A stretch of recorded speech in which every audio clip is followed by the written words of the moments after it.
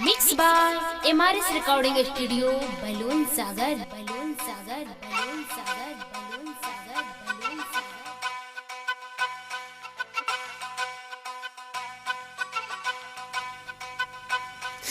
गोइल बिया माल अपना मामा के घरे हो करेला दिल हमार रात दिन रोए रात दिन रोए रात दिन रोए। गोइल बिया माल अपना मामा के घरे हो करेला दिल हमार रात दिन रोए। डीजे मनीष रक्सौल बिया माल अपना मामा के घरे वो करेला दिल हमार रात दिन रोए वो करेला दिल हमार रात दिन रोए रात दिन रोए दिल हमार डीजे मनीष रक्सौल बिया माल अपना मामा के घरे वो करेला दिल हमार रात दिन रोए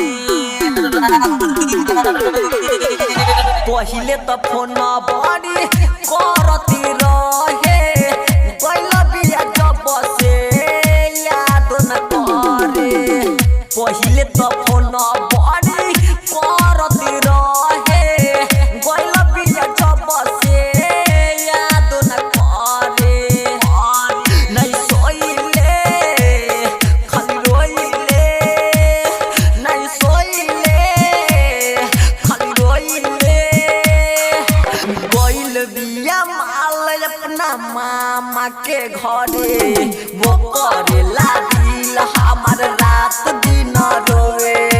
गइल बिया माल अपना मामा के घरे वो करेला दिल हमार रात दिन रोए वो करेला दिल हमार रात दिन रोए।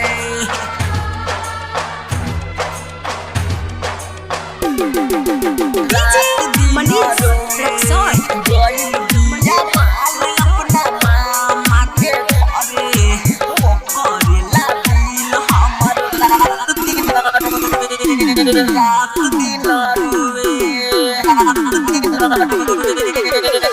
नंदन राजा के दिलवा के तोड़ी लागत कि दोसारा पय बहु मरी। नंदन राजा के दिलवा के तोड़ी लागत कि दोसारा पय बहु मरी। सच कहेले रमेश बाती है विशेष सच कहेले रमेश बाती है विशेष। गइल बिया माल अपना मामा के घरे वो करेला दिल हमार रात दिन रोए। गइल बिया माल अपना मामा के घरे वो करेला दिल हमार रात दिन मिक्स बाय रोए। MRS रिकॉर्डिंग स्टूडियो बलून सागर बलून सागर बलून सागर बलून सागर।